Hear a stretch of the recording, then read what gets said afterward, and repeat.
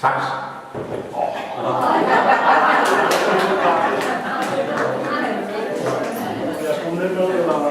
Ved I hvad, jeg tror, jeg skal kende den her. Fordi det gider vi ikke at høre på. Hvad?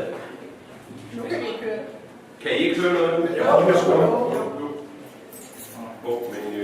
Men hvis I til at bruge.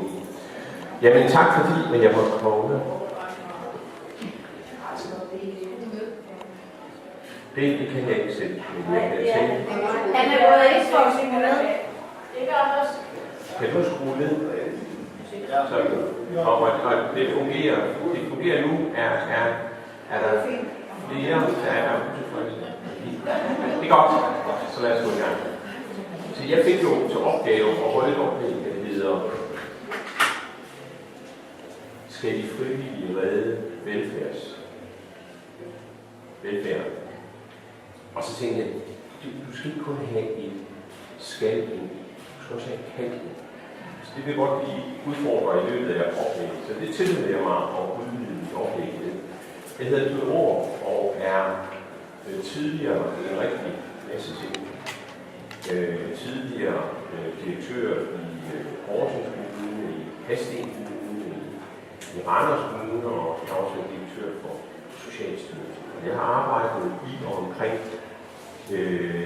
velfærdsområderne i rigtig mange år. Jeg startede i Indenrigsministeriet i 3. kommunekontor, før verden gik at lave og begyndte at legalisere den offentlige sektor. Jeg var også uddannet på statskundskab i Aarhus, dengang det kun var der med uddannede folk. Og det er også før verden gik at lave, før de lærte at det eneste menneske, de handler efter, det er deres egen interesse. Det lærte jeg ikke, da jeg læste. Så jeg har en helt forældet baggrund og har arbejdet med noget, som ikke ret mange interesserer sig for. Så har jeg skrevet en bog om frivillighedens velfærdssamfund for 6 år siden. Og i dag kalder jeg mig uafhængig agent i udviklingen af velfærdssamfundet. Altså egentlig så er det en titel, der opstod, fordi jeg blev lidt irriteret over det der med at skulle være forberedende hele tiden. For jeg er ikke ret gammel, jeg er kun 61. Og så har man ikke lyst til at være forberedende. Og så var der så en, så siger hun, jamen hvad skal jeg så kalde dig? Fordi man skal jo være noget. Så siger jeg, så du kan kalde mig fri og uafhængig agent i udviklingen af velfærdssamfundet. Så holdt jeg et oplæg på Christiansborg for Liberal Alliances folketingsgruppe. Og så har jeg åbenbart brugt ordet fri ret mange gange i løbet af mit oplæg. Så Leif Mikkelsen, da han takkede mig for at have holdt det her oplæg, så siger han, men med din holdning til frihed, så må du da altid være velkommen hos os. Og så tænkte jeg, nu er det tid. Så jeg prøver at holde mig på sådan en god trækvarter. Er der behov for at redde velfærdssamfundet? Det vil kun lige markere lidt for i overhovedet, fordi spørgsmålet er ikke meningen, hvis det ikke er. Så vil jeg sige lidt om frivillighed og velfærdssamfundets værdier, noget om det sociale områdes udvikling. Prøve at forklare, hvorfor det er gået, som det er gået, og så prøve at tegne nogle perspektiver fremadrettet. Se, når vi ser på, hvordan det er gået, og hvorfor der er behov for at gøre noget, så er det overskrifter som de der. Altså, hver anden kommune vil skære i velfærd. Eller den her. Min fars sidste tid har gjort mig ret for at blive gammel. Den ramte mig lige, ikke udover at det er Tine Post, der har skrevet den, så ramte den også, fordi min far var også på herved på det tidspunkt. Og det var heller ikke nogen god oplevelse. Og de samme historier kan komme på skoleområdet, på dagtilbudsområdet, på ældreområdet osv. Vi ser den dagligt i pressen. Så der er noget, der tyder på, at vores velfærdssamfund er udviklet, at det er udfordret. Og når man så kigger, som jeg gør ret tit i bladet, der hedder Mandag Morgen, så var der den her graf i mandags, som viser udviklingen i antallet i befolkningen og udviklingen i antallet af offentlige ansatte. Og det gab bliver over de næste 10-15 år stadig større. Som der står, presset kan blive så stort, at flere velstillede borgere med børn i skolealderen fravælger betale skole og uddannelse i det offentlige, og i stedet vælger private løsninger. Og det gør vi jo indimellem. Da min far kom hjem fra Herlev, og jeg ikke kunne få Gentofte Kommunes fysioterapi til at virke før efter 14 dage, men så ringer jeg til en privat fysioterapeut, så han kan komme i træning med det samme. Og sådan vil dem, der har råd, hele tiden vælge nogle private løsninger, hvis ikke vi får det offentlige til at fungere bedre. Godt. Det er bare lige sådan en appetizer. De frivillige. Der er kommet en forskningsrapport her, som så på, hvordan frivillige arbejde udviklede sig fra 2004 til 2012. Og jeg vil sige, de tal, jeg bruger i min bog fra 10, stammer meget fra undersøgelsen 4-6. Men det er ikke en ny tal. 43% af befolkningen arbejder frivilligt. 33% har aldrig arbejdet frivilligt. Man gør det op på lidt forskellige, afhængig af hvordan, men målet, hvis man direkte spørger, hvem har arbejdet frivilligt inden for det sidste år, så er det kun 35%, der siger, at de har gjort det. Men hvis man går ind og ser på, har du lavet det, altså forskellige aktiviteter, så tæller man det sammen og når på, at det er 43% af befolkningen. Nu må jeg stille mig et spørgsmål til det. Ja. Jeg tænker, at dem, der lige har været biler til at give nogle andre slutter. Tak. Må jeg stille et spørgsmål til det? Ja. Når nu du siger, at der er så mange, der aldrig har arbejdet frivilligt, hvad er så, er det så kun inden for den sociale frivillige sektor, eller er det alt? Og I skal stadigvæk huske, at det største mængde frivillige arbejde, det bliver lavet inden for idrætsorganisationer. Det er det frivillige idrætsarbejde. Så er der en række frivillige organisationer, som også trækker på det. Og hvis vi kigger helt specifikt på, hvor mange arbejder på det sociale område, så er det kun 3% og 4% på sundhedsområdet. Det er 7%. Det er nogenlunde det tal, den har været på hele tiden. Fordi tidligere tog man de to tal sammen. Kvinder, nej, det er de travle børnefamilier.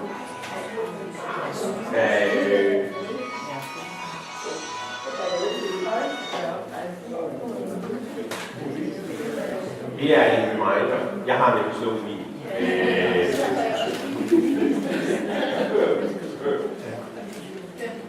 Det er de travle børnefamilier.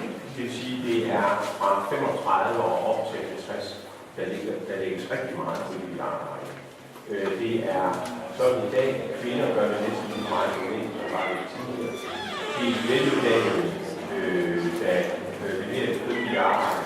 Og så er der kommet en ny type frivillighed, vi kunne kalde ad hoc frivillighed eller aktivitetsfrivillighed. Altså nogen, der ikke melder sig ind i en organisation, men gør det i forbindelse med konkrete, enkeltstående begivenheder. Hvis man ser på ikke-vestlige personer med ikke-vestlig baggrund, så ligner de meget. Det er også de veluddannede og stort set lige meget kvinder og mænd, men de har en lavere aktivitet. Det er cirka 2/3 af det andre har. Når vi ser på, hvem der giver donationer ved indsamlinger, så er der 71% der har givet bidrag inden for det sidste år.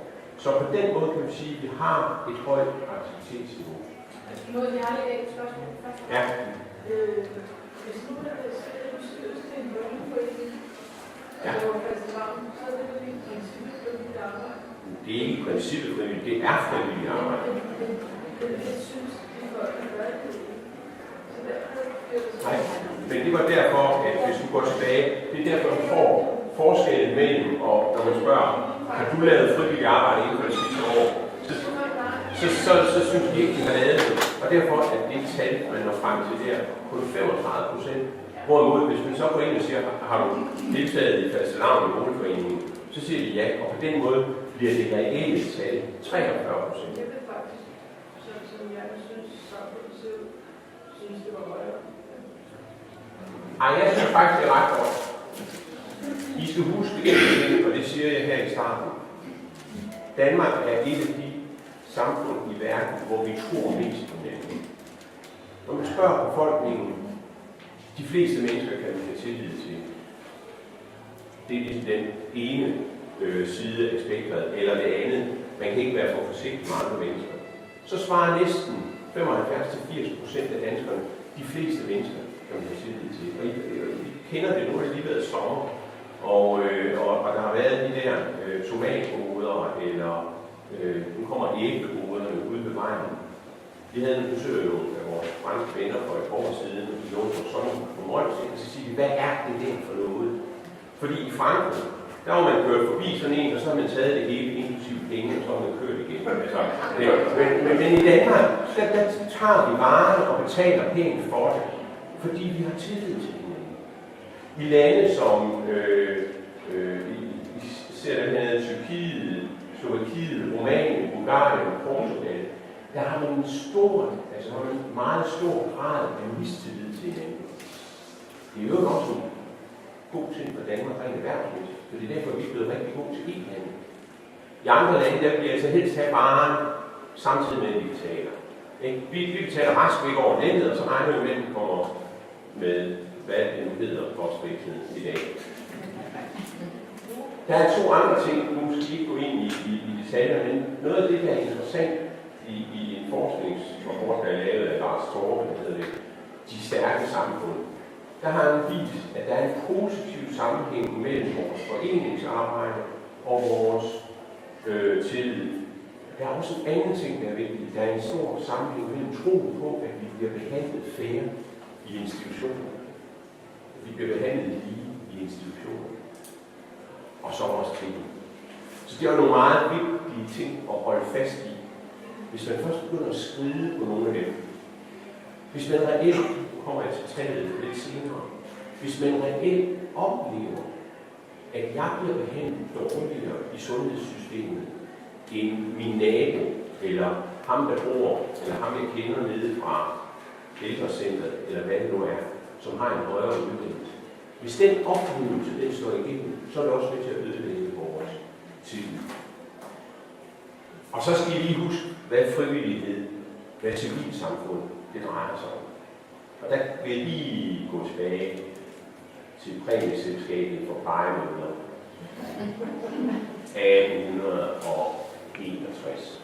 Så det var nogle gode, borgerlige kvinder i København, der ikke kunne holde ud og tænke på alle de børn, som industrialiseringen i virkeligheden endte med at slå ihjel, fordi de blev passet af de såkaldte private plejere. Man kaldte dem englemager. Og det var altså et stort antal børn, der simpelthen døde der i 1800-tallet. De arbejdede på at præmiere de her plejemødre for at behandle børnene godt. Og det fik de bygget op ganske langsomt, og fra 1861, hvor de blev stiftet, og så til vi kommer hen 1894, ja, der har vi fået et offentligt lønnet plejemødersystem, der er underlagt, altså det var slet ikke godt, men det var meget bedre end det, der havde været, så var underlagt en offentlig løn. Så her har vi et godt eksempel på en aktivitet, som er startet som en privat civilsamfundsaktivitet, og som så er udbygget og taget over af det offentlige. Og sådan er det med alle vores offentlige velfærdsinstitutioner i dag. Det skal vi huske. Alle. Altså der er en, der kan komme med et eksempel på en offentlig velfærdsinstitution, som vi har, som ikke har et civilsamfundsudgangspunkt. Så vil jeg meget gerne have at vide bag. Vi skal ikke ødelægge en god stemning ud med at sige det her, men jeg vil gerne have at vide bag. Og det der er pointen her, det er ikke staten, der opfinder til noget. Det er blandt mennesker, der man finder til noget. Og det skal vi huske på, fordi det har betydning for, hvordan vi skal betragte civilsamfundet, balancen mellem civilsamfundet og det offentlige fremadrettet. Nu vil jeg prøve at tage med over i det sociale område, eller det store velfærdsområde. Vi bruger rigtig mange penge på velfærdssamfundet i Danmark. Vi bruger på social beskyttelse 44%, det er sådan omkring 485 milliarder om året. Vi bruger 16% på sundhedsvæsenet, det er sådan 176 milliarder, det er det budgettal for 16. og vi bruger 143 milliarder på undervisning svarende til 13%. Så på den gode side af 800 milliarder bruger vi om året på det, vi kan kalde umiddelbare velfærdsopgaver. Skole, pleje, sygehus osv. Det er ud af, bare lige for at give et størrelsesorden, det er ud af et samlet offentligt budget på ca. 1100 milliarder. Så 8 11. bruges i hvert fald på det offentlige. Så det er fordi jeg ikke regner administration med det, så er det sikkert lige større. Så vi bruger mange penge. Der er rigtig mange ansatte. Der var i tredje kvartal i 231.000, der arbejdede på hele det brede sociale område, inklusive daginstitutioner. Der var 183.000, der arbejdede i sundhedsvæsenet, og der var 141.000, der arbejdede med undervisning. Altså rigtig mange mennesker. Og noget af det, der er det vigtige, det er, at over de seneste 20 år, der er dem, der er blevet ansat i den offentlige sektor, blevet stadig bedre uddannet. Stadig bedre uddannet. Andelen af professionsansatte er rigtig højt. Og alligevel, så har vi fået større ulighed i samfundet. Alligevel, så er vi raslet ned af stigen over, hvor lige det samfund er. Hvis I går tilbage til noget før 2000, eller slutningen af 90'erne, så var vi sammen med Norge og Sverige det mest lige land i hele det, der hedder OECD-området. Nu er vi nummer 10-12 stykker. Det er ikke stor forskel i vores lighed til de andre, men vi har trods alt haft en stigning i ulighed. Vi har fået rigtig mange flere fattige millioner. Nu har jeg været lidt involveret i forbindelse med hele lanceringen af de nye fattigdomsydelser. Og noget af det, der er det mest ulykkelige ved det her, det er, at vi får stigende fattigdom ved de her fattigdomsydelser. Når 75% af dem, der er på kontanthjælp, alligevel ikke kan få et arbejde, så bliver det bare fattigt. Og mennesker, der lever med mangel, børn, der lever i mangelsituationer, de er hele tiden optaget i deres hjerne af den her mangelsituation. Derfor bliver de ikke så dygtige, og derfor får vi større sociale problemer igen om 20 år. Vi har en enkelt kommentar hernede fra Skal. Ja. Jeg hedder Skal, og jeg hører ikke nogen til at møde mig lidt senere, for jeg sidder i panelet. Jeg er nødt til at sige, at jeg er både formand for Frivilligcenter Furesø og Skudsmålforening. Det er derfor, jeg er relevant i dag. Men jeg er samtidig også chefredaktør på Pressemagasinet, og i den forbindelse er jeg beskæftiget mig rigtig meget med sundhedsudgifter, og hvad der rent faktisk sker, når flere bliver fattige, altså ulighed. På apotekerne må man i dag meddele, at temmelig mange patienter kommer med en recept på livsnødvendig medicin. Omkring 10% siger i dag, okay, det vidste jeg ikke. Det har jeg ikke råd til. Og de går uden at få medicin. Ja. Bare en studerende verden. Ja. Det er noget lort.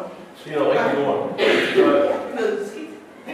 Men hvis I ser her, så er I jo ikke i et bælte, der er påfaldende, dårligt stillet. Nu fik jeg ikke rettet den her grænse, men jeg skulle have slået 28% heroppe, og jeg skulle slå 18% her.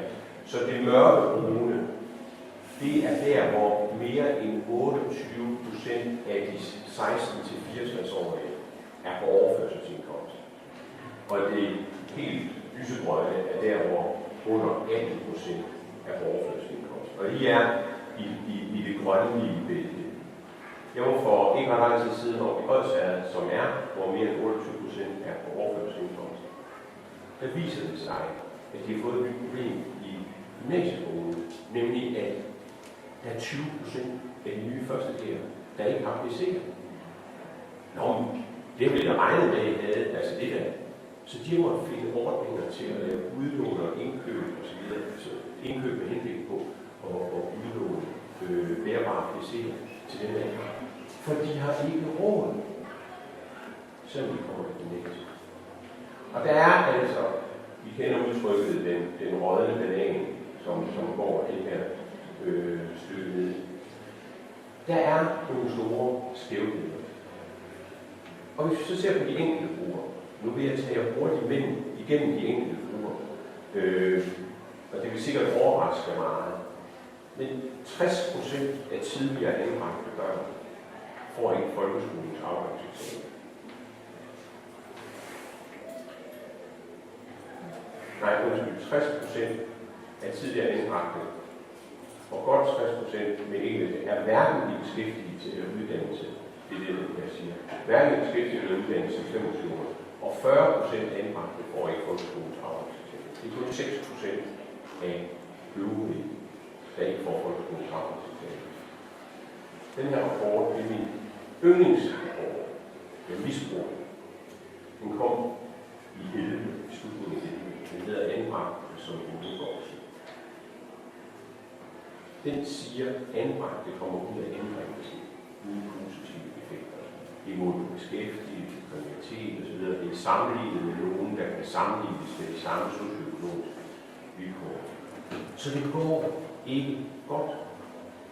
Men prøv lige at tænke, jo, de ender jo så på kontanthjælp og på førtidspension.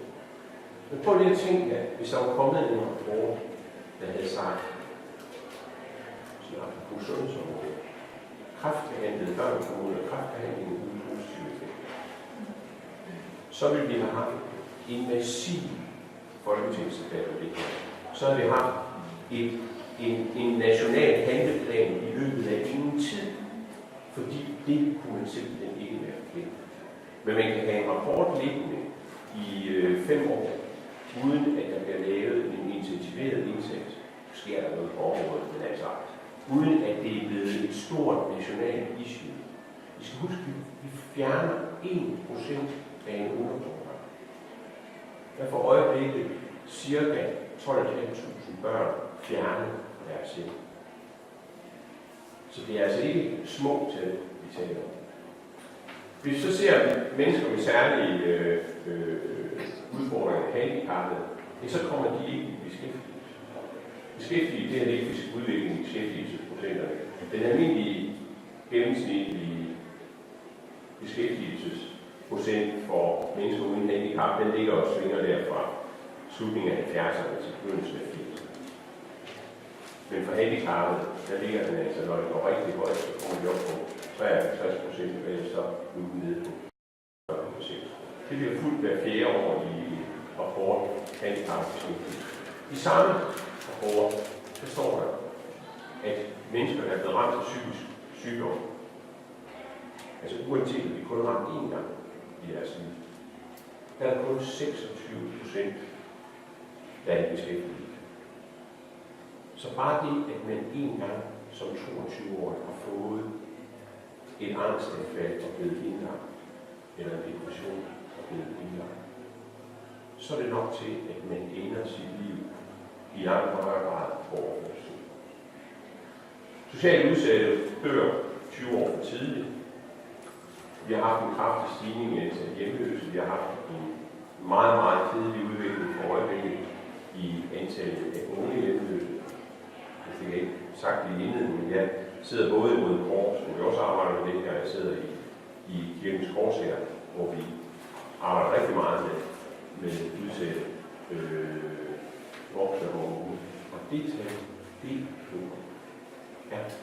De her 6.100 er danske statsborgere, eller er det også dem, der kommer til landet? Altså, det er dem, man kan registrere, fordi dem, der kommer til landet, som er her i loven, de er ikke med i de her tællinger. Altså, det er de ikke. Og det er blandt andet nogle af dem, der har været et stort problem i forhold til, at de ikke kan komme på forskning.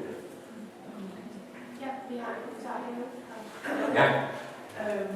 Det interessante er jo, at vi beder om, at det her måske, fordi børn, der er blevet anbragt, eller andre, der har behov for særlig hjælp og omsorg i barndommen. Nu slipper det offentlige præcis den dag, de er 18. Værsgo, far, for selv, du selv fået en færdig uddannelse på universitetet, og så har man nogle far, hvor det bare bliver særligt, så fik nogen selv. Det er det tilbud, der er. Sådan er det. Men der skal du så huske, at der er faktisk lovgivning, som muliggør det, der hedder efterværn. Det er bare ikke blevet udbredt i samme omfang, som man har fra politisk hold også prøvet at fremme det, at man brugte det her. Jeg vil lige et tal mere fra den her branche, og det handler om narkorelaterede dødsfald. Det kom i 14 op på 263. Det har været stødt stigende. Det var samme år, vi kom ned på 183 dræbte i trafikken. Og så kan man sige, at de to tal har ikke noget med hinanden at gøre. Men det handler om man laver en indsats. Der er blevet lavet en intensiveret indsats for at få alle de sorte pletter fjernet fra trafikkortet. Der er blevet lavet en indsats for at nedsætte ulykker som følge af indsats af alkohol. Politikken kører hver eneste dag, kan man se, hvor mange der har været dræbt i trafikken i år. Tænk sig, hvis man har gjort det samme med narkorelaterede dødsfald. Hvis der er nogen fra politikken i dag, så har en opfordring til at tage den videre. Så der er nogle store problemer her. Du havde et spørgsmål. Ja, det er mere en kommentar, fordi et eller andet sted, i den der liberalistiske holdning, som jeg synes, det er også et billede på, så undrer det mig, at man ikke også tænker matematik. Det kan ikke betale sig at svare der, fordi det bliver dyret i den sidste ende. Og et eller andet sted er det underligt, at de her... Må du altså ikke tage luften ud af de opslag og begynde at komme med bemærkninger, som først kommer hen mod slutningen. Jeg ved godt. En stor ting, man kan tage, det er integration.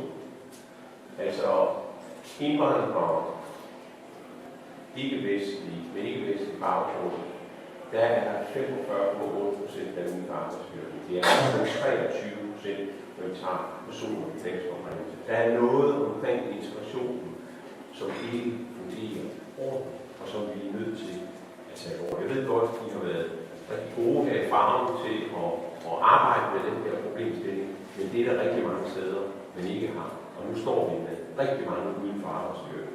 Jeg kunne tage kriminalitetstallene med også. De er kedelige. Ja. Jeg vil bare spørge din holdning til det, du snakker om, at det er samfundets skyld og ansvar, at det skal rettes op, eller er det også dem, som er i situationen? Jamen det er det. Altså, det kommer jeg også til, fordi vi har alle sammen et personligt ansvar. Og noget af det, som jeg vil vende tilbage til, det er, hvordan vi får taget det personlige ansvar op, uden at vi nødvendigvis siger, at det er kun din egen skyld. Altså, Eller er det samfundets skyld? Ja, men altså, vi er nødt til at finde balance i det. Du kan ikke løse det her ved at sige, at det er samfundets skyld. Men du kan heller ikke løse det ved at sige, at det er kun din egen skyld. Så det er en balance imellem de to. Her der har vi ulighed i sundhed. Når man sammenligner 1987 med 2009, det er jo altså mere end 20 år. Der er vi blevet gennemsnitligt ældre. Men den dårligst stillede fjerdedel af befolkningen, af mændene, er altså kun, da de er blevet deres, aldersudvikling eller levetidsudvikling er gået dårligere end det bedste. Der er nu en forskel på 10 år, hvor der for 22 år siden var en forskel på 7 år. For kvinderne der er kun en forskel på 6 år, hvor der for 22 år siden var en forskel på 5 år. Jeg skal lige sige, jeg giver bagefter branchen den tilladelse Anders, så han kan lægge et eller andet sted, så I alle sammen kan hente bagefter. Men Danmark er et dejligt land. Et af de bedste i verden, det kan vi danskere hurtigt blive enige om. Det sagde Lars Løkke i sin åbningstale i 2015. Og for lige at være helt sikker på, at der ikke er nogen beskylder mig for at være partipolitisk, så har jeg lige klippet det Thorning ind, men nemlig ikke Inger Støjberg. Altså sige til at så vil jeg sige, hun har sagt meget det samme. Det er Danmark, vi kender. Og jeg mener, det er den samme sang om, at vi har et rigtig godt samfund. Og det har vi også på rigtig mange måder. På rigtig mange måder. Og vi er også en særlig plet i verden. Vi skal bare huske, at der er altså 20%, der ikke får gavn af det her samfund. Der er de 20% dårligt stillet, de har ikke de sidste 30 år forbedret deres liv. Og hvad er så forklaringen på det? Ja, hvis vi tager sådan et paradoks, vi bruger mange penge, og vi forbedrer det, så er der flere ting, der spiller ind. Og jeg vil prøve at gennemgå nogle af det. Noget af det har noget at gøre med de samfundsmæssige dynamikker, altså om man forstår, at det her med at give folk værktøjer til at leve livet, det faktisk også i længden er bedre, fordi det giver dem mulighed for at blive herre i eget hus og tage ansvar for sig selv. Det kræver bare nogle ting. Der er også noget, det vil ikke bruge lang tid på, omkring vores styringssystem. Det er jeg sikkert hørt, det med New Public Management, som det der kontrolregime og registreringsregime, vi har fået. Så er der også noget omkring den manglende fokus på social udvikling. Det vil jeg vende tilbage til. Men hvis I ser den dynamik, der gælder for den dårligt stillede del af befolkningen, så er det sådan, at fordi der er dårlige indsatser, fordi de ikke får effekt af alt det, vi gør, så har vi ikke mobilitet i samfundet. Hvis I ser mobiliteten i samfundet for 30 år siden, og så mobiliteten i dag, så er mobiliteten blevet dårligere. Altså nogle gange, når jeg har været sådan rigtig provokeret, så har jeg sagt, at vi har en dansk udgave af et kastesamfund. Altså den ufaglærte søn bliver ufaglært, og den faglærte søn bliver faglært. Og selv den mest dumme af akademikernes børn ender med at få en akademisk uddannelse. Det er også lettere, når vi er faglært. Ja, det er godt. Men det betyder, at der er rigtig mange mennesker, som ikke har gode fremtidsudsigter. Og så begynder man at beskytte sig selv. Så får man sådan en, det her det vil jeg heller ikke være med i samfundet. Jeg vil ikke lære noget ind i skolen, læreren kan ikke lide. Og man får det der negativt, så begynder man at kække og så videre. Og så får man en belastning af samfundsøkonomien. Og alt det her, det påvirker også det bedst stillede del af befolkningen. 40-50%. For der er konstante krav om besparelser. Og institutionerne bliver dårligere. Og så bliver man utilfreds med skat. Forhold mellem den skat, man betaler, og den velfærd, man får. Og så begynder man at stille krav om, at man kan få private alternativer. Og når man nu har betalt ved siden af for en privat forsikring, hvorfor skulle man så i øvrigt betale skat? Og så skal man have skattevægt. Og når man begynder at lægge de her to hjul sammen, hvor den ene gør, at den dårligst stillede del af befolkningen klarer sig dårligere og dårligere, og den bedst stillede halvdel, jamen, de synes i virkeligheden også, at det går dårligt, for de kan ikke lide de institutioner, vi har. De synes ikke, de er gode nok. Og så får vi en trussel mod den danske velfærdsmodel, som består for det første i, at vi bygger private velfærdsinstitutioner op. Vi har gjort det allerede med private hospitaler. Vi er godt i vej med at øge andelen, der går i privatskoler. I København har de fået en privat lægevagt. Nej, jeg vil også, men sådan kan der være elementer, der hele tiden bliver bygget til. Det er det, man har set andre steder. I Sverige for eksempel, der er 25% af det, man tidligere leverede i den offentlige sektor, som velfærd, det bliver leveret af private virksomheder. Altså almindelige markedsøkonomiske virksomheder, som arbejder for at tjene penge. Vi har en stor udbygning på skoleområdet, på gymnasieområdet. Akademia hedder den største virksomhed i Sverige på det område. 25%. Så det er de private. Så vil vi få stadig dårligere offentlige institutioner. Altså vi får en balance, der hedder, har du råd, så får du en privat institution, og har du ikke, så må du klare med den institution. Et nyt element, som jeg synes, jeg har ikke brugt meget på det tidligere, det handler om angsten for det sociale forbrug. Altså det, at man bliver usikker på, hvor er jeg næste år. Altså, kan jeg have et arbejde? Rigtig mange af de udviklinger, vi ser i Jylland, hvor man lukker forskellige industrier, peger i den retning. Det er der, man får den usikkerhed, den grundlæggende usikkerhed. Usikkerhed for, om mine børn klarer sig bedre end det selv. Og så får man en nedbrydning af samfundet og fællesskab, og det er der, civilsamfundet har en vigtig rolle. Ja, så springer jeg lige over det her, fordi det er lidt meget. Jeg faldt over det her citat for nylig af Knud Aarup, som tidligere bundeskansler i Vestlige. Han siger, at historisk har der aldrig været noget alternativ til socialpolitik. Virkeligheden ikke var grundlaget for demokratiet i fare eller allerede i færd med at blive afskaffet. Når man stillede spørgsmålstegn ved socialpolitikken eller var ved at afskaffe det, så var det forbundet med krig og deraf følgende mod socialpolitik er derfor og har altid været en del af fredssikringen, både indadtil og udadtil. Og når jeg lige tager den her med, så er det for at lige male det spøgelse frem, som man ser stikke hovedet frem i andre lande i Europa. I England er der i dag socialt betinget uro. Der er kvarterer, man ikke kan gå. Og den dag, hvor vi har helt klart kvarterer, som er lukket for almindeligt. Jeg bor en halv kilometer fra Bispehave i Aarhus, som er et ghettoområde, socialt belastet område.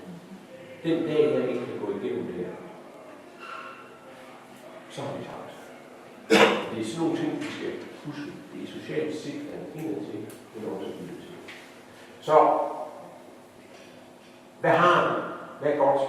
Ja, vi har en viden om, at det lykkes for nogen at bryde mønstre. Og noget af den viden kan vi bruge. Jeg har valgt at engagere mig i et projekt, der hedder Lære for livet. Nogle de kender Lykkefonden med deres drenge. Det her projekt er finansieret af Ekkofonden og er et projekt, hvor man over en 10-årig periode skal have 1000 anbragte børn igennem intensiveret læringsforløb, og samtidig så knytter man frivillige mentorer til. Og det interessante i det her projekt, det er, at de frivillige mentorer forpligter sig til at være mentorer i 6 år. I 6 år. Det er altså en meget forpligtende ting, man går ind i. Og derfor er der også en selektionsproces osv.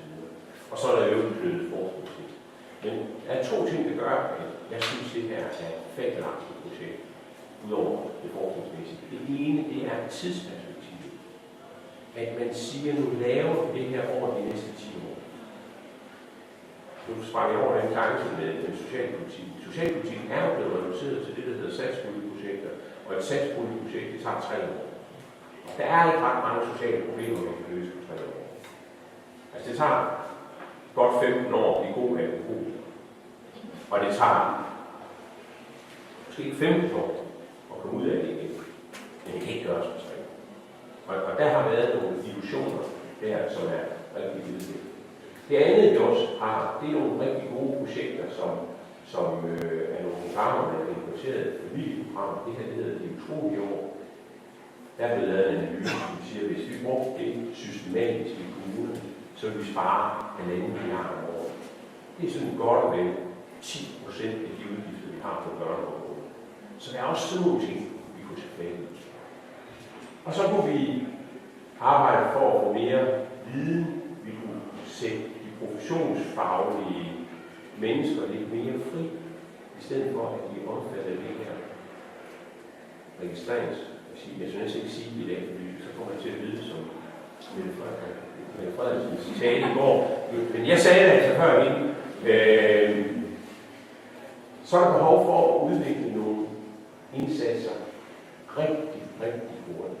Det kan ikke passe, at det stadig er et problem at være ordblind i dagens Danmark. Det har vi vidst rigtig meget om de sidste 40 år. Og så kunne man sige, at autisme, spektrumforstyrrelser og med mennesker med ADHD-lignende symptomer. Psykisk sårbare, det kan ikke være rigtigt, at vi ikke kan få systemerne til at arbejde sammen. Altså jeg har jo selv været ansvarlig i de her systemer, og der er et eller andet barokt i, at det skal være så svært at få behandlingspsykiatrien og socialpsykiatrien til at arbejde sammen. Der skal sættes meget større fokus, der skal laves nationale handlinger på det her område. Og så skal vi styrke handicapområdet. Det er rigtig problematisk, at mange kommuner har for dårlig viden om særlige sjældne handicap. Det bliver vi nødt til at finde en løsning på. Hvad? Ingen viden. Ingen viden. Jo, men der er rigtig store udfordringer, og jeg er sikker på, at man kan finde nogle modeller. Man har fået noget, der hedder den nationale koordinationsstruktur nu på de meget små handicap, og blandt andet synsområdet med de døve. Men det kunne godt være, at man skulle brede den speciale viden ud til en lidt større gruppe. Og så skal vi jo altså aldrig nogensinde glemme, at der også er mennesker, som ikke har andre muligheder end en offentlig. Altså vidtgående, psykisk, fysisk handicappede. En af de ting, som altid har, som jeg går som som jeg altid vedkender mig, er et eksempel. Det er en institution, jeg havde i Randers, hvor jeg flere gange lavede besparelser på handicapområdet, og det resulterede i, at den her institution, den havde en fredagsdiskotek, kodediskotek, og dem, der var anbragt på den institution, har en funktionsniveau fra et halvt år op til 2 år. Og de elskede det der kodediskotek fredag formiddag. Det krævede bare, at alle personalerne var på arbejde, for det var 1 til 1. Når man danser med en kørestol, så er det 1 til 1. Den sidste besparelse, jeg havde i Randers, lukkede det der kodediskotek. Det er sådan en af dem. Ja.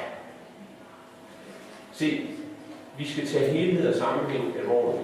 Det, at man deler tingene op i forskellige siloer, det gør man jo af gode grunde. Det gør man, fordi man har behov for specialisering og arbejdsdeling, man har behov for en anden forstyrrende arbejdsdeling. Men man skal huske, at silo-opdeling bliver silo-handling.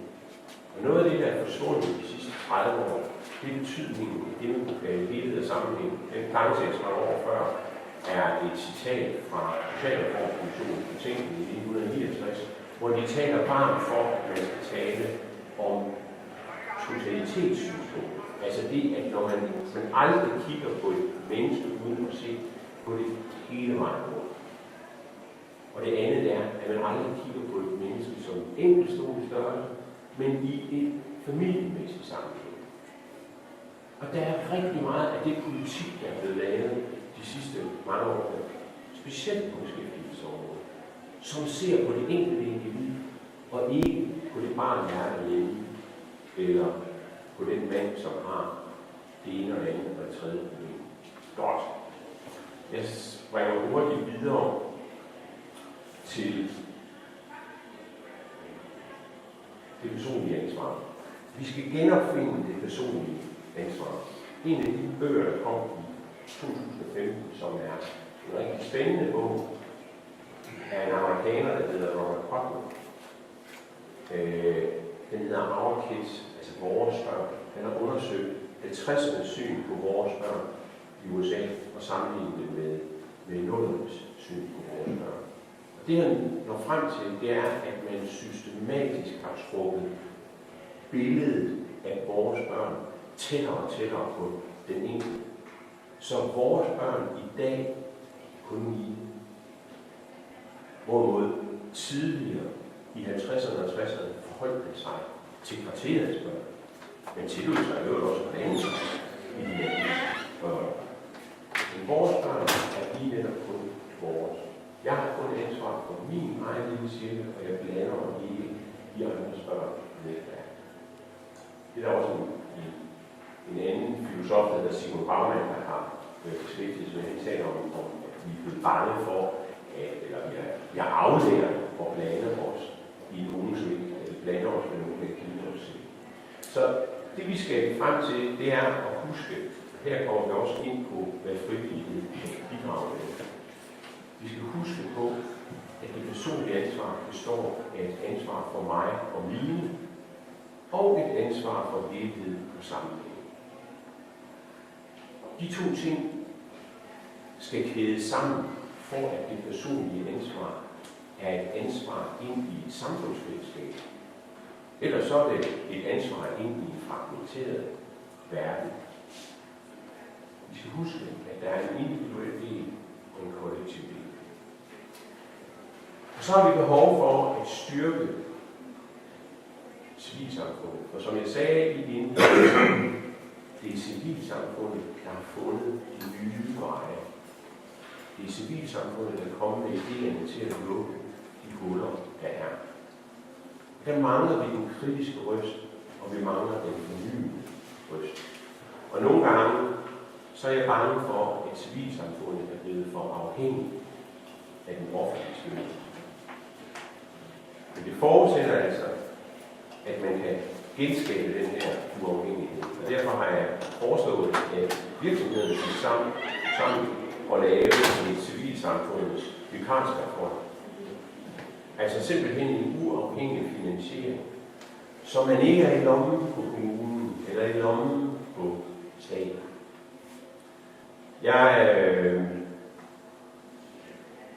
Skulle jeg slutte, og det skal jeg nu, så lige på spørgsmålet, så vil jeg gerne tale for, at vi arbejder i retning af det, jeg kalder en begavet inklusion.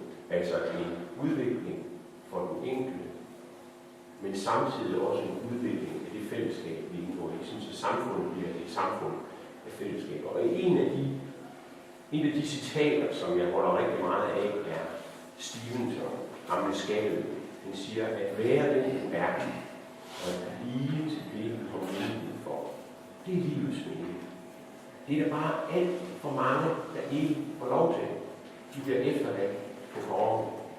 Og vi har alle tiders mulighed i Danmark. For 97,4% af alle 3-5-årige har fået et dagtilbud. Og vi har masser af fagprofessionelle, vi kan bruge. Så vi kan lave den meget tidlige indsats meget mere systematisk, end vi gør det i dag. Det tror jeg kan betale sig. Ikke blot menneskeligt, men også samfundsøkonomisk. Tak for ordet.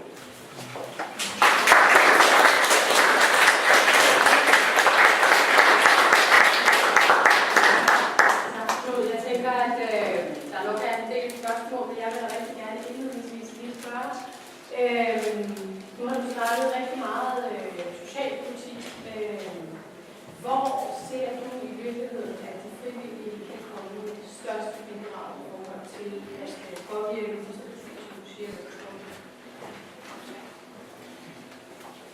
Det er først og fremmest ved at hvis jeg skulle bare rigtig fræk, så vil jeg sige, det er det, der ikke er fundet på endnu.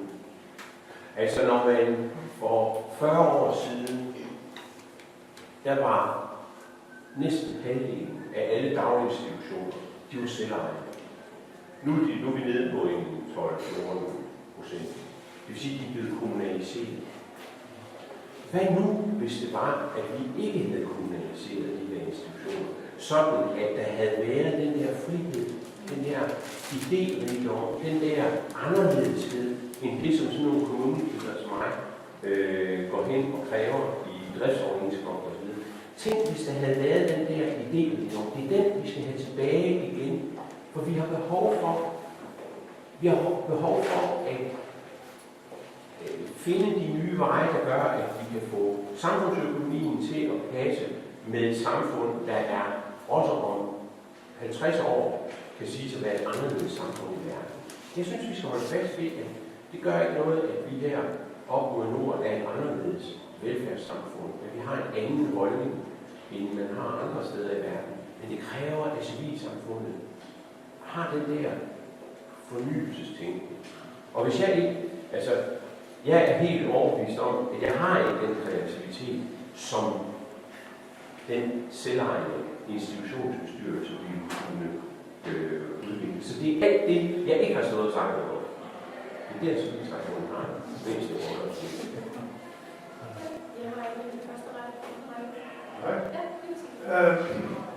Og Lydeord, jeg er meget enig i det sidste, du siger, og altså, hvis vi kigger os op i vores samfund, så vil vi sige, at stort skolevæsen er måske det, der først blev vores stat, samfundet først greb ind. Men ellers, alle kulturinstitutioner, alle handicapinstitutioner, museer, hvad ved jeg, det er jo alt sammen blevet kommunaliseret her efter 2. verdenskrig. Spørgsmålet er, om det ikke har været en ulykkelig udvikling, som du er inde på. Det er rigtigt, du siger, at de her bestyrelser vil give kreativitet og nytænkning. Men de vil for det første være uafhængige af den årlige budgetlægning i kommunalbestyrelsen. Og først og fremmest, så vil der være nogle mennesker, som tager ejerskab til disse institutioners overlevelse. Det er mennesker, som interesserer sig brændende for de enkelte institutioner. Og hele det brændte engagement i den enkelte institutions fremtidige trivsel, er det ikke det, der har dræbt en hel del af den kreativitet, som efterlyser? Det er i hvert fald et vigtigt element. En kamp skal der til, skal livet bruge. Nej, kamp godt for daglig brød. Altså det, at man går ind og har den der energi i noget, som man synes er større end en selv, og som fører til et samfund, der er bedre end det, man står i dag. Der, hvor jeg godt kunne tænke mig, at man fik den energi ind, det er ikke bare i forhold til institutioner, det er også i forhold til professioner. Altså, at man begynder at finde tilbage til, hvorfor var det nu, at man blev lærer? Hvorfor var det nu, at man blev pædagog? Hvorfor var det nu, at man blev socialrådgiver? Altså, at man finder frem til, det var ikke bare et arbejde. Det var også, jeg var lige ved at komme til at sige, Skal. Ikke også? Jeg var lige ved at komme til at sige, men jeg tør ikke helt, fordi jeg er en tømsdreng. Men jeg kan godt lide kaldstanker. Jeg kan godt lide, at vi får et samfund præget af professionel nærhed i stedet for professionel distance. Jeg har bare ikke helt formuleret det, sådan at jeg tør sige det andet i sådan et lukket selskab her. Jeg har ikke engang kunnet lave en klarhedsord. Ja, og du jeg synes, at det er også udmærket, at man taler meget om institutioner, når de indretter på den ene eller anden måde. Men overskriften til det her, og grund til, at jeg var meget interesseret i at høre dig, det var, skal de frivillige redde velfærden? Og det er ikke institutioner, det er de enkelte mennesker, der er frivillige i det her samfund. Og det synes jeg slet ikke, du har snakket om. Og det synes jeg, jeg har. Men det er, det er kun gennem det, vi gør som mennesker i fællesskab, at vi kan udvikle samfundet. Så der er ikke andre til at redde velfærdssamfundet end de mennesker, som vi er, nemlig civilsamfundet. Og der kan man sige, der er sket så mange institutionaliseringer, at vi meget let kommer til at tale inden for institutionernes sammenhæng. Men det gælder også til politiske partier. Altså, da man ikke længere er medlemmer af politiske partier, så løber vi til institutioner, som får tilskud i forhold til, hvor mange stemmer på, i stedet for, hvor mange der er medlemmer. Altså, der er også sket sådan en udvandring af de der områder. Det betyder bare, at vi skal give det tilbage. Vi skal give det tilbage her, hvor det er mennesker, der engagerer sig mere end noget andet. Og det oplever man jo i mange af de her frivillige organisationer, når man færdes i. Der var et liv her, da jeg kom inden. Det er jo præcis fordi, man kan lave sådan et liv her, at der bliver et fællesskab i farven, som vi kan bygge noget videre på. Det eneste problem er, at ret stor del af de organisationer derude, de er finansieret af kommunen. Så der kommer et eller andet sted, hvor jeg godt kunne udfordre, om de så har den nødvendige uafhængighed også. Men det er så mere et spørgsmål til dig direkte, fordi du er involveret i utrolig mange ting og kommet frem med en hel masse ting, som vi inderst inde godt ved. Og så har jeg et spørgsmål til dig. Vi ved jo også, at der er nogle lande, hvor det fungerer meget bedre. Hvorfor går man ikke ud og så tager nogle af de gode ting i de lande, der er rundt om os, og så får det indført? Kan du give svar på det? Altså, jeg synes, at skal jeg tænke mig rigtig godt om. Ja, der er en social mobilitet, der fungerer bedre i Norge, for eksempel. Der er en tilgang til børneområdet, som fungerer også bedre i Norge. Der synes jeg, at vi skulle tage det, vi kan. Altså, jeg er til en, der er visse områder, hvor man i Tyskland arbejder, for eksempel har de fundet på noget, de kalder flergenerationshuse, altså hvor de lægger institutionerne sammen i små områder, fordi det gør det lettere at engagere frivillige også omkring sådan nogle i små bysamfund. Jeg prøver alle de steder, jeg overhovedet kan, at håbe for udlandet, men du kan ikke bare tage en idé og så plante den ind. Du er nødt til at få den til at vokse nedefra. Det man prøver at indføre fra oven, det bliver meget sværere at få til at fungere. Eller altså, det tror jeg derhen nu, at jeg tror, at ting skal vokse fra nede og ikke fra oven. Jeg forsøger på et svar, det var det ikke spørgsmål. Det var også for at udfordre dig. Jeg har en talerække af Gitte siddende, så har jeg en herre bag Gitte, så har jeg David ude i hjørnet, og så har jeg mig siddende her. Så starter med Gitte. Hun skulle ikke til mig før, da jeg lavede noget nu. Ja, der havde jeg allerede haft fat i flere andre. Jeg har Gitte først. Jeg vil da godt sige noget om det der med ordet kan. At det huer jo ikke sådan en faglig pædagog som mig. Men man bliver jo hverken pædagog eller skolelærer eller socialrådgiver eller socialassistent eller hvis man ikke gerne vil arbejde med mennesker og være med til at gøre en forskel. Og derfor kan man godt have et forhold til sit arbejde, og hvad det skal være et ordentligt arbejde. Samtidig med, at man gør det andet. Ja. Og så synes jeg, at på den måde så er vi jo som individualister med til at bestemme, hvor socialpolitikken skal gå hen. Og det bestemmer vi hver gang vi går op og sætter et kryds. Og der må vi kæmpe, og det gør Ja. Så har jeg altså. Og det er sådan, jeg vil sige, at for politikerne på Christiansborg, så bliver de jo også nødt til at erkende, at selvom folk synes, at vores velfærdssamfund er dårligt i 1972, så er der stadigvæk dobbelt så mange ansatte i den offentlige sektor. Og hver gang man politikere kommer med en god idé om, hvor man skal udvide noget, så kommer problemet for, hvor man så skal noget af. Og det er jo derfor, man altid taler om besparelser.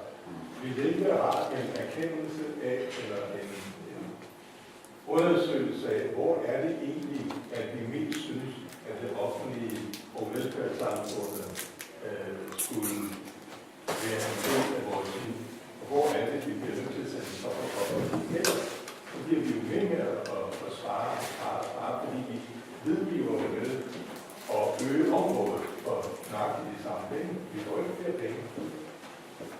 Nej, vi får ikke flere penge fremadrettet. Det tror jeg ikke. Jeg tror, vi kan, og det fik jeg ikke sagt tydeligt nok. Jeg er helt overbevist om, at med en anderledes fokus på den sociale indsats, så kan vi gøre det her væsentligt bedre og væsentligt billigere.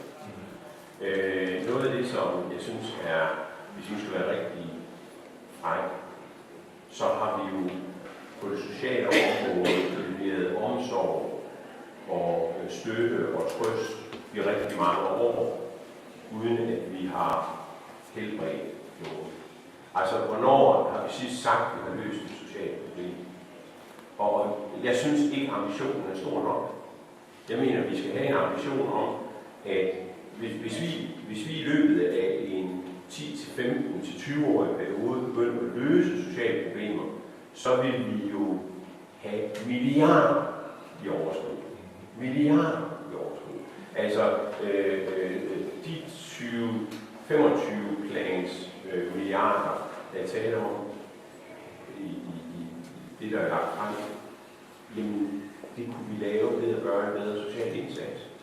Og jeg mener, vi har 600-700.000 mennesker, som på forskellige målepunkter ikke er en del af arbejdsmarkedet, som er på overførselsindkomst. Der skal ikke mange procenter til, der bliver flyttet fra passiv forsørgelse til overførselsindkomst til at være aktiv herre i eget liv, før du sparer rigtig mange penge. Så det jeg egentlig prøver at argumentere for, det er, at vi skal have bedre effekt af de velfærdsinstitutioner, vi har i forhold til samfundets dårligst stillede 20%. Fordi det her pengene, de ligger. Så vil man ikke dø 20 år for tidligt. Så vil man ikke ende med ikke at få en uddannelse. Altså prøv bare at tænke på, hvis I ser de videregående uddannelser, nu nævnte jeg det med ordblindhed. På de videregående uddannelser, der går der mellem 1,5%, der er ordblinde. Jamen hvad blev det af de andre 4%, der er ordblinde? Er det fordi, de er dumme? Nej, det er fordi, de ikke er kommet ordentligt igennem vores uddannelsessystem. Det er fordi, de ikke har fået lov til at udfordre deres potentialer og komme til at klare sig selv i livet. Det kan godt være, at nogle af dem klarer sig selv i livet, men så, så har de måske et andet arbejde, end det de kunne have haft. Så jeg mener, at der er masser af muligheder for, inden for de givne rammer, at lave det her meget bedre og meget billigere. Så er det spørgsmål, det er noget. Ja. Jeg ved ikke, om det er spørgsmål, eller kommentarer, eller hvad det er. Jeg tænker på, hvorfor man ikke aktiverer arbejdsløse og bistandsklienter. Der ligger jo en kæmpe potentiale af folk, der kan nogle ting, som kunne, hvis de blev organiseret, kunne gå ud og hjælpe til som en del af en forpligtelse, en del af de penge, man får. Det har altid undret mig, at jeg startede min karriere med at være arbejdsløs i 5 år. Det kunne man dengang. Så har jeg været i arbejdslivet i 18 år, og nu står jeg her og bliver arbejdsløs igen om 2 måneder. Og jeg tænker, hvorfor fanden er det ikke min forpligtelse og med sådan et eller andet slags alternativ jobmarked på den og de projektleder for 2050 bistandskæfter, hvor vi løser et af de her problemer, som nu er takket på sammen. Det forstår jeg simpelthen ikke, fordi det er knaldhamrende hårdt at være arbejdsløs og garanteret mindst lige så slemt at være bistandskæft, fordi det går meget godt de første 3 måneder i sæsonen, men det er hårdt for en syg og ikke at have noget at lave. Så hvis jeg fik sådan nogle slags alternativ job for uge, 30 timer om ugen og være projektleder på din dag, så ville jeg være en meget bedre arbejdskraft, fordi jeg kunne støtte min CV. Jeg har været projektleder på min dag. Jeg vil ikke få noget psykisk, fordi jeg bliver holdt op, og jeg ville styrke mine kompetencer mere og lede fordele andre mennesker. Og altså ved med, at bistandsklienter eller andre arbejdsløse, som var med i sådan noget, de ville få en ordentlig opvågning for, i stedet for at bare gå over plads og gå ned på bladet, så bliver man jo en bedre person af at hjælpe andre mennesker. Okay? Nu står jeg bare. Jeg vil sige, at vi skal komme med en relativt kort svar. Vi har 2 spørgsmål tilbage, og så skal vi videre. Så vil jeg springe over det der, fordi vi kræver en forklaring på, hvordan arbejdsmarkedspolitik har udviklet sig, og vi fik den aktive arbejdsmarkedspolitik i 90'erne. Og før det, der havde man faktisk nogle andre vilkår og stille i arbejdsmarkedet. Ja, men du siger bare, at ja. Nej. Jeg siger bare, at det ville kræve et meget, meget langt svar, hvis det var. Men så er der en idé, der er videre til nogen, fordi der er tonsvis af mennesker, der vil og kan nogle ting. Så har jeg et kommentar. Jeg hedder Ines Schødt, og jeg sidder i kommunens folkeoplysningsudvalg for kulturen. Og du nævner foreninger herude, og du nævner, at mange af dem jo også får penge fra kommunen. Det er fuldkommen korrekt. Du siger også, at du synes, det skulle være lidt mere, måske sådan, at man måske gjorde det con amour. Og der tænker jeg lidt på, har du et godt forslag til, hvordan vi egentlig kan fortælle de der foreninger, at det kunne måske godt være, at man ikke skulle bruge så mange penge, men man kunne gøre det uden kommunens penge. Fordi vi har her i hvert fald et stort slagsmål om alle vil gerne have penge, men det er jo ikke så mange. Hvad gør vi så? Men jeg tror, at jeg vil spille bolden tilbage i organisationerne og sige, hvad er det egentlig for et grundlag, vi gerne vil have som organisation, som forening. Og jeg ved da, at vi påbegyndte i Kirkens Korsager en diskussion af, hvor stor en finansiering skal have for det offentlige. Jeg besøgte for nogle et år siden Caritas i Madrid, som er en stor katolsk frivillig organisation. De havde simpelthen en politik, der sagde, at vi vil kun have 25% af vores midler fra det offentlige. Vi skal skrabe de andre sammen, alle de andre steder fra. Fordi ellers kan vi ikke være den uafhængige stemme. Så jeg vil spille bolden tilbage i foreningen, fordi vi er der, vi skal tage diskussioner. Altså Røde Kors for eksempel, de er uafhængige. Det betyder også, at Anders Ladebar kan stille sig op og sige nogle helt konkrete ting, og ikke bekymre sig om, betyder det, at jeg så bliver ramt på finansieringen næste gang. Så det er de enkelte foreninger, der skal finde ud af, hvor vi stiller os i det her landskab. Det ved jeg godt, det kan være svært. Og så klarer Lions Club så bedre end en musicklub. Vi har et sidste spørgsmål hernede bagfra. Ja. Jeg vil bare sige, at jeg så en udsendelse fra en virksomhed, som har taget så særlige immigranter ind, som hverken kan sproget eller har kvalifikationerne. Og han var meget, meget begejstret, fordi de mødte alle sammen til tiden, og blev meget ivrige for at kunne stå til. Så hvorfor er der flere virksomheder, der går ind og siger til arbejdsløse, vi tager der bare lige meget hvad, og så kan de få en god resultat af det? Der er faktisk også virksomheder, som gør det, og der er også nogen, der organiserer, og der er, hvis I skal kigge efter sådan nogle virksomheder, så er der nogen, der har lavet sådan en label, der hedder Code of Care, altså hvor de forpligter sig til nogle bestemte vilkår og et bestemt socialt engagement. Så der er virksomheder, der gør det. Men vi skal have debatten om det, og appellen om det.